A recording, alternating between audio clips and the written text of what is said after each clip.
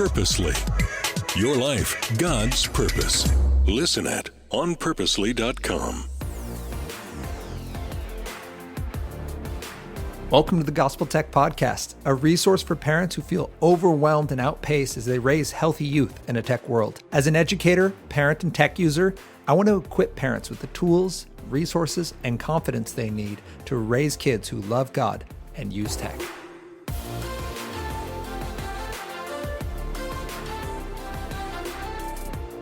Hello, everyone. Welcome to the Gospel Tech Podcast. My name is Nathan Sutherland, and this podcast is dedicated to helping families love God and use tech. Today, we have the special privilege and honor of having Anna on with us. Welcome, Anna. Hi. And we're trying to get her back on here more regularly. Yes, I understand the popular demand for having her. So we are going to today kind of run Anna through the back to school conversation. So over the last several weeks, we have had conversations about how do we reset our tech and what are 3 steps we can take to have healthy tech at home, and how can we help our kids talk through new tech they want and even make friends in a social media world. And Anna really doesn't know a lot of this information. So what I love doing is bringing her on and then asking her feedback, because she's an amazing sounding board. So moms out there, prepare to be heard. But before we do, I want to thank everyone for being a part of making this podcast possible. Over the last several weeks, we've seen growth at a rate we haven't seen, which is awesome, which means you are not only listening, thank you for listening, but you're also sharing. Thanks for sharing. Thanks for telling your friends, for posting on social media, for telling people how it is encouraging you and helping you. Please keep doing that. And if you have not yet, we do ask that you leave us a rating and a review. So just using the Apple Podcast model, you can scroll down. There will be 5 stars available in Apple Podcasts. We ask for a 5-star review. If it's not 5-star worthy, please send me a note, nathan@gospeltech.net. I want to make 5-star worthy resources for you. And if you could leave a sentence or 2 that just says how this has helped you. Again, we've had real world examples of people reaching out saying, hey, we found your podcast just from the algorithm, putting it in front of them. And it only does that when it knows people are listening, engaging, and sharing. It wants more people to find that, it being the algorithm. It's programmed for engagement, and that's what we want to help people do. So thank you for being a part of that. So today, summer break first. Anna Marie, I just kind of thought we could do a high-low. Like, what was your high point? We're out of summer, we're in school, but in reflecting back, what was a high point with the kids specifically, like a kid activity piece? I feel like with having the Hadleys home all the time, so this is true. That's normal. But it felt like a fun summer just to have them around. They were, not that they're not always delightful, but this, and maybe because school was normal last year, so this felt like kind of our first summer where everyone had been in school, and then we had a summer, and also they're old enough to like go do things and play, but still be home and like be fun to like play water balloons with and hang out with. And it was just nice to have them around. Were there any hard parts for this summer? We are still a little bit in big kid land and one little kid land. So I feel like there's a lot of dividing and conquering that happens, which is always, it can be tough. And the littlest one is body training. And really just taking her sweet time. Potty training is stating that strongly. She wanted to be potty. She started asking. It's just hard to potty train. Yeah, it seems it wasn't this hard with the boys. For some reason, Hadley has like set her will against it. So I'm trying to not react and just be like, I don't care that you don't want to go. It's great. This is fantastic. This is great. This is fine. That's. Please don't send your comments about that. I don't need any feedback. It's fine. It'll happen. Just that was a hard part. Yeah, it's currently a hard part. I would say that is like just a mental toll throughout the days. I would agree with that. The going back to school has been harder than I expected it to be. Yeah, it's always a big. It's a big transition. It's a big transition. Which I don't know, listeners, if you like love having your kids go back to school. Like, I was excited for it for the kids. We were pumped up for the first day of school. We get to, have them go again, which is amazing. It feels like every year now we're like, all right, not COVID again. Perfect. But Yeah, like the kids are just ragged, and we actually have schedules that are different than normal, and I feel We're like that's still acclimating. still getting there. Which brings us to the whole back to school thing. So we're in a series right now where I've just been kind of presenting these little snippets each week. So the first one, I just want to run you through this, and what I would love to get is your just thoughts, insights, feedback. This is, I guess, the time for addendum. If you're like, yeah, you shouldn't have said that, this would be the time for us to clear the air, because I think they're good when I post them, but I would love your thoughts. For a reset, first it was just like, how do we know if our tech is ready for back to school? Okay. And I did two things. I did Tool and Drool Tech, where I laid out all right, Tool helps us create, Drool helps us consume. Mm-hmm. And I added a little bit to Drool. I don't think we've actually talked this out, that the way we can spot Drool just isn't if it helps us consume, but that it has a goal other than our goal. So being the technology has a goal. I've been trying to find the words to say to parents of like, why is Drool Tech so different? It's not that it's bad. It's not that it's, spawned in like the fires of hell, but social media, video games, streaming services for shows, and music all have another goal for you. They want to engage your time, focus, and money. Okay. And so I try to like lay that out there. Like, just look at this tech. Does it only have the goal of doing what you want to do, or does it have another goal on top? So you show up for entertainment, but its goal is to keep you longer, right? Like, to try to do that. Does that make sense? It does. I'm wondering if about music is the only one that I feel like I feel like music is so different today than it was like in my head. I'm like, well, I just buy an album and I listen to the one album, right. And then which I'm an old person, and that's still what I like to do. Like, I want the actual album, and yes. I just want to listen to that one album. We are not big music people, so we're not like just listening to whatever Spotify offers us endlessly, which I think is how the kids are doing it. The kids these days, they're doing right? that, and then through social media, I think there's a bunch of listening options for them. Okay, so I feel like I don't know a lot about that, because music to me is still like Taylor Swift's new album comes out in the end of October, and I'm just planning on buying the album, and I'll listen to it 1,000 times. On record. You're planning on getting it on record. I would like to get it on my phone so I can listen to it in the car, and then I will have it on the record so we can listen to it in the house, and we'll just listen to that record on repeat. Right. But I don't think that's how the kids are doing it. So I guess I don't understand how it's what are they trying? It's the algorithm. You nailed it. As soon as you add the algorithm that gives you a suggested feed and pushes you to other music that isn't that album you liked, but it's like that, it is making money off your continued attention. I guess I don't understand how that works, because we listen to Amazon. We have Amazon Music. Yep. Which we must pay for that. Yes. Yeah. There's a payment in this. We pay for that? Yeah. And then, how do they make their money if I'm there longer? Well, they're making it through monthly subscriptions. So you're paying a monthly thing, which is one option. But if I don't listen, like if I listen to one of their preset playlists, they get... The people get money who get the music played. Artists? The artists get paid by the play. Whoever, the record company. Yes, and then the artist gets like a half of a penny per play or whatever, or a penny for every 100 play. I don't remember. Okay. It's a lot of plays to equal any money. But yes, algorithmically, it's being driven not by your desire, but by its goal is still engagement. I agree that is probably the least concerning of them all, but I think the two things are concerning. One, the spiral is still pushing you to new forms of music, not based on what you want to listen to, but what it thinks you might like, because its goal is to get you to stay longer.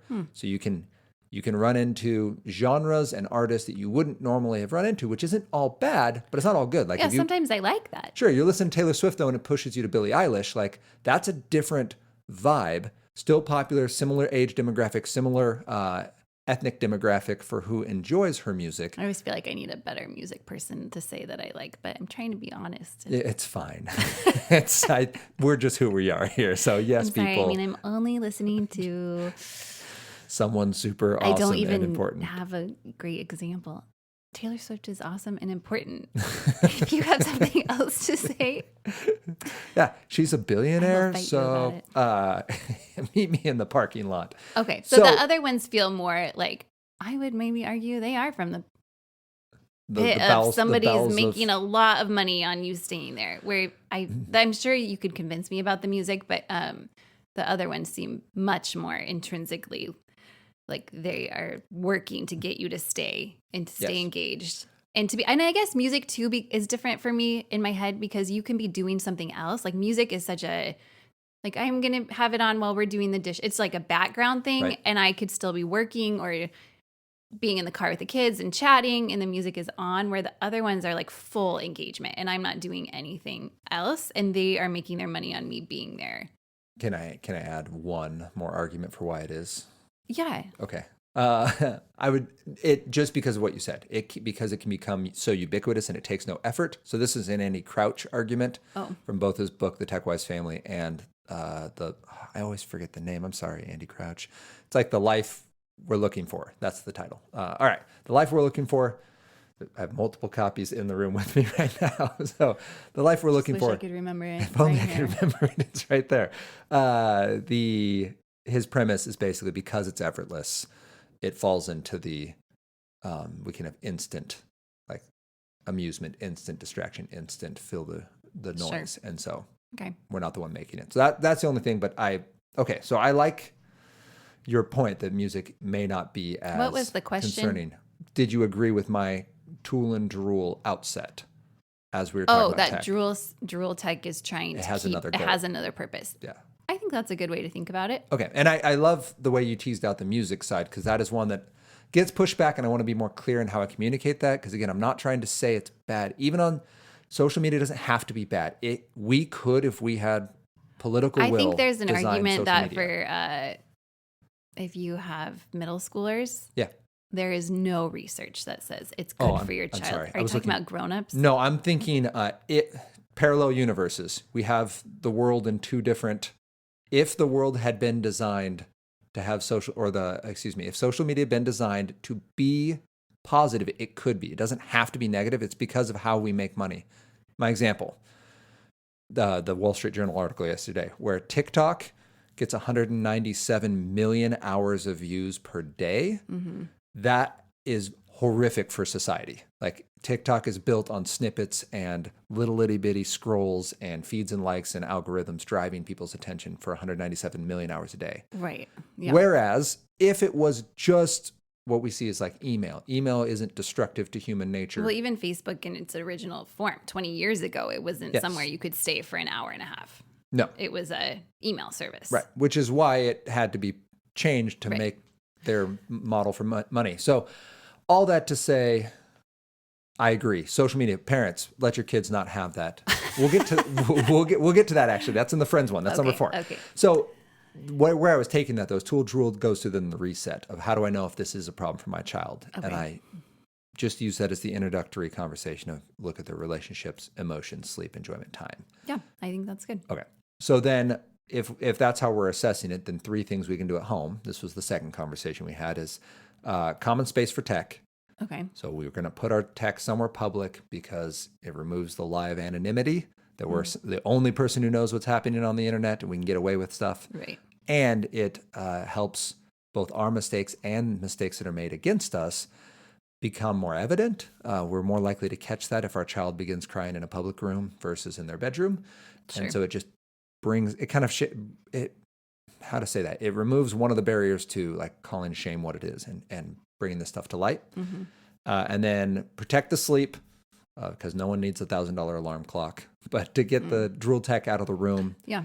And then the third would be to have a tech talk. And I focus specifically on let's help our kids like identify and know how to deal with a bully. Okay. And so the idea there being we need to love the bully enough to get the bully help. Bullies are at a higher risk of self-harm than even the people who are bullied. Medically speaking, they're at a very high risk to be in a very bad spot. So seeing that, talking about strangers, and I just boiled it down, speaking to young kids, saying like, all right, just what you tell our kids, that the strangers, adults should never ask kids for help. Oh yeah, that was from something. Is it? One of your sisters in a book. Oh, nice. All right. Thanks, sisters.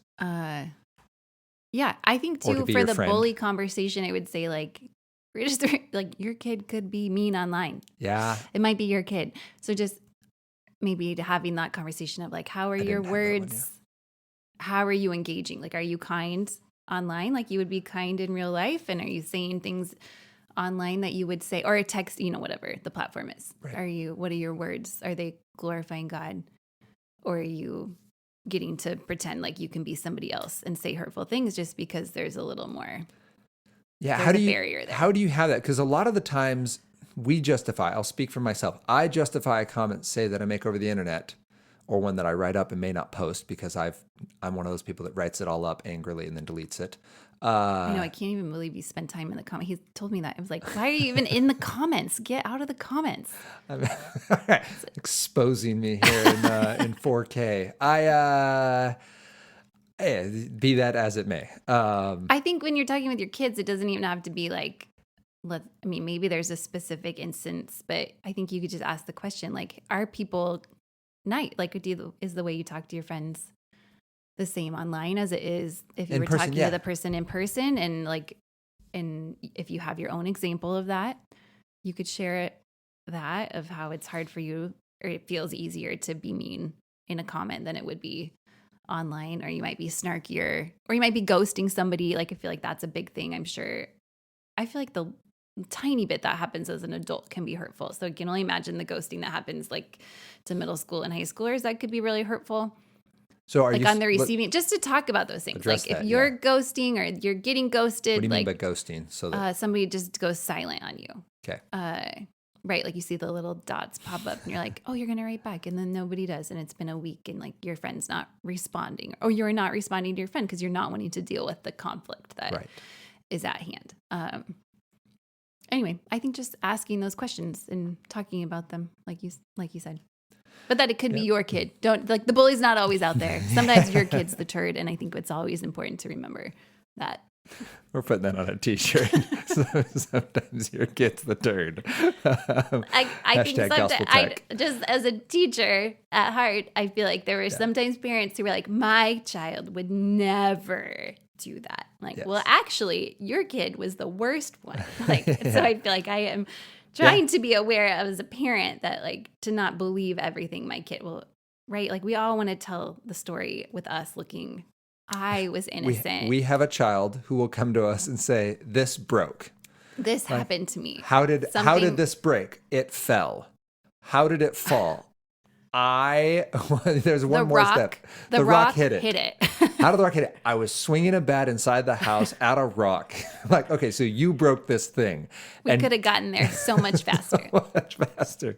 So just to remember, we have to have those conversations. I do love, on the bullying side, I'll just add this, or I guess emphasize that I'm not adding anything. Anna just checked the timer that, are we running out with our 15 minutes. Oh my goodness. All right. We have a show running right now. So using that drool tech for good right now, because Hadley is inside, not currently starting fires. But all right, then I won't add the point about bullies. Love that point. Stay tuned. Next point, stay tuned. And in defense of my indefensible action of being in the comments, it's just because they're always so inflammatory and people are horrible. If you never read them, you don't know. I know. It's the Homer Simpson, like I'm just backing through the bushes, just being like, watching this thing burn to the ground. It's not a good habit, folks. Let me confess that. Now, third, we talked about what do you do when your kids ask for new tech? And I boiled it down to 3 questions. So kid comes home, mom, like Owen when he came home with the smartphone in kindergarten. Hey, kid has a smartphone. Can I have one? So first we ask, is it safe? And I gave a whole list of things to figure out if it's safe, but basically, does it have internet? Is it drool tech? Can they access strangers or people they don't know in real life? Like those kinds of questions. Just, is this a good idea for your child to have? Social media is not one. Smartphones are not one. I think those are good questions to ask. But just before even is it like a good decision, like, is it safe? Like, can you justify handing this to your child? Because once we do, we are saying like this kid is trustworthy with it and it's a good idea for them. Second is, does it fit the family expectations? Which in our conversation with the gospel, I boiled it down to humble, kind, and curious again. So the Ephesians 2:1-10. Like, can your kid be humble in this space? Can they be kind in this space? And will it empower them to be a healthful kind of curious? Yeah. Or will their curiosity just scorch their retinas and scar their soul? Yeah. And then the third was, does it line up with your child's goals and purpose? Yeah, so that's good. And on that one, I was trying to I don't know. Does it leave more of your child? So we've talked before about there may be situations where the tech actually empowers your child to be more present and lets them, or lets you, like, get in a space like right now where we're getting We are able to work because Wildcrats is babysitting. Yeah, I think that question lines up, like that's the Andy Crouch book too, of like the like what is your purpose in raising children and as a family? Like what's the culture? I think his big question is like what's the culture you're going for to create in your home, and does this tech impede that or hinder that? That Let Them Be Kids book talks about that too. Jessica Smart was a good. It's a very similar vein of conversation of just like what's the bigger purpose and does the tech fit with that? Yeah. And I think a lot of times we don't want to ask those questions. Yeah, because it's a little bit harder. Like, what if my answer is no? What if I look at my kid and I'm like, well, it's not that bad. Like that. Yeah. Well, and I guess the other part of the conversation, I think I've talked about this book before, but that coddling in the American mind, like when you meant the first question, it was like, is it safe? Like, and that book talks a lot about like the illusion of safety and like that we're trading safe. Well, safety has become like our highest goal in our culture. But what are we giving up in the name of like having safe kids? And then on the flip side of that coin is like, well, the safety you're trading when you don't let them, we don't want you to go in the street and like ride your bike or like be in the backyard unsupervised because you might break your arm. We just want you to be safe and inside. And I'm going to put you on tech so that you're safe. Right. But that's a lie, because the danger is that you're swapping like a broken arm for the anxiety that comes from a middle schooler being on TikTok all social day. Media, constantly comparing themselves. Yes, like that is like I would have 10 broken arms before I have the anxiety that comes with social media for a teenager. Yeah, broken arms heal themselves at some point, and anxiety doesn't. Like we need interventions. So I think we just have to, keep those questions at the forefront. It's a really good reminder on that, which leads us then to that world of social media and having friends in the digital world. So I set the stage with the question we get asked a lot, and I get asked a lot at every talk I go, which is, or talk I give, which is simply, isn't social media just the new cul-de-sac? It's just the new neighborhood where kids are going, and my kid has to go there to make friends and to belong. And I compared it to, I was like, well, that could be true. Like that is where all the kids are, but you need to like imagine that cul-de-sac, runs adjacent to a freeway and is next to an open air penitentiary. And there's no mom like in and it's in the red light district. Right. Like, and I feel like in the cul-de-sac, like we live in a weird cul-de-sac where there aren't kids outside. Yes. Because we live with a bunch of retired people. Theoretically. Who are lovely. They are wonderful. We just don't have it's a interesting situation. Anyway. But I feel like in the cul-de-sac like I grew up in, there were moms, like not always outside, but you knew like when I flipped over the front of my bike and we were all outside and I was bleeding, like 3 moms were home at the end of the street for us to run to and go, we need stitches. Something happened. Like, so you're not actually alone. Whereas like on social media, like there's not parent intervention. There's no mom like listening with or mom or dad or whatever, a grown-up listening with half an ear to hear the conversation and be like, you guys can figure this one out on your own, or this is where I need to come intervene and we need to coach you through what was just happening here. Not that you are like helicopter parenting, but I feel like it really is just eliminated when they're online. Right. Which this would be a lovely time for an aside on that. So parents, when you give your child a smartphone, if you give them access to the internet and to social media, you have to give them that accountability and that loving support. Not doing that because it costs money. That's pushback I get sometimes is, well, that's just more money each month, is like arguing that you're trying to save money on your car by not getting seat belts put in. Like it's just not a good decision. If you're getting the one thing, you have to get the other. It's a funny argument. But I understand it. We're paying a lot for our monthly plan. We're paying a lot for this phone. Now I have to pay another X amount each month in order to have this other thing. Like I don't want to. And just know, parents, that that's not, as if we're jumping in, we have to jump all the way, and that includes it. So Bark is the group we just partnered with as of this week. Starting next week, I'll be able to tell you a code where you'll get a discount for using Gospel Tech's name. But we are partnering with Bark because it's a group you've heard me mention them before. I really believe in their resource. It does not spy or break digital trust, but they do an amazing job of giving you conversation points. They bring up not just concerning image reports, but concerning searches and concerning messages sent to your kids. So Bark, you'll hear their name more.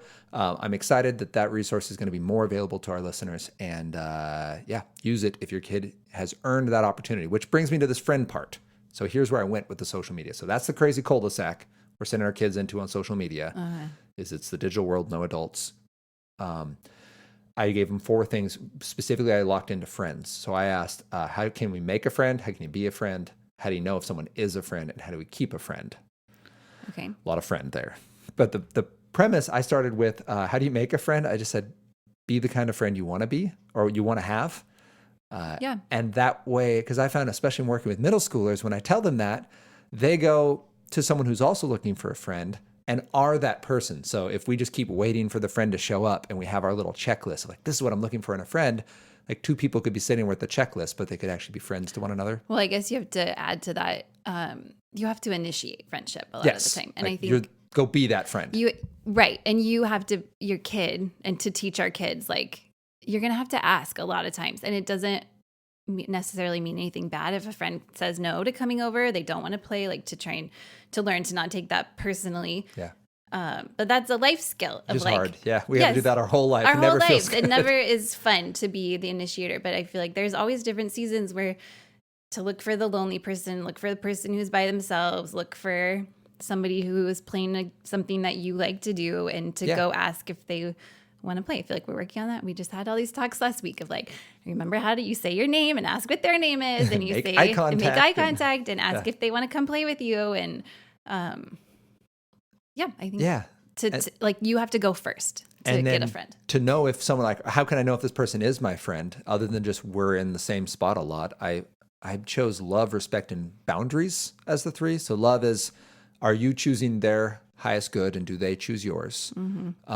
Respect being, do you treat each other like equals? That can come down to as simply as like, who picks what happens, and are you both on board with that person picking? Like, if one day you want to pick, do they let you? Like, or is that, and when you talk about that, like, are they respectful and loving? And then the 3rd would be boundaries. Like, do you have the expectation that you're going to walk away at some point to go sleep or eat or be with other friends, and you guys will still be friends? Like, is that set? Because you get these weirdly codependent, especially in the digital world. Like, oh yeah, we're around each other all the time. We're always on our Discord. It's on all day long at school. Like, okay, if you got off the Discord, would those people know that you're still their friend? Or is there this like, if you're not around me at all times, we're not friends anymore. We're not friends, and that then ruins the respect and the love side. And I'll just end on this one. The how to keep a friend.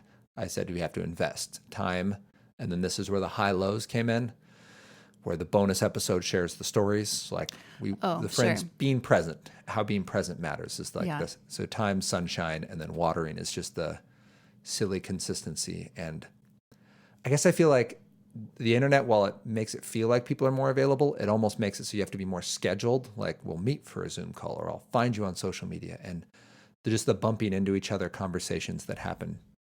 Yeah, I don't know how that works for kids as much. I feel like the other part of the friend conversation that is a helpful one, I don't know.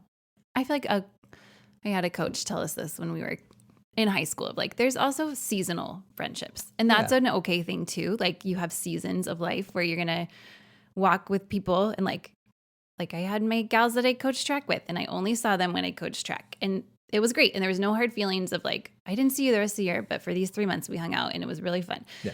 And they're still friends and love them.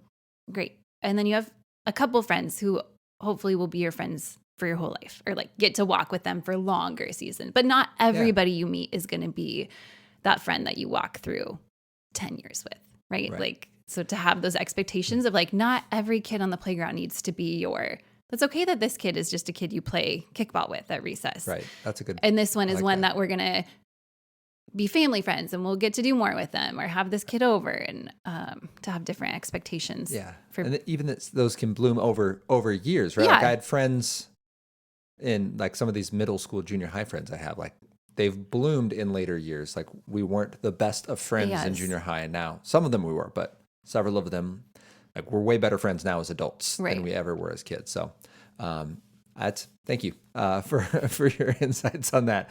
With that, everyone, we are going to go save our child. But thank you guys for being a part of this conversation today. I hope it was encouraging in hearing some of Anna's amazing insights and also kind of getting this reflection time, time to reflect on this super important conversation of how do we prep our tech for back to school? How do we support our kiddos in this digital world? And how do we love God and use tech? So I hope you'll think through these, that you'll go listen to those 4 episodes if you have not yet, that you will tell someone about those episodes.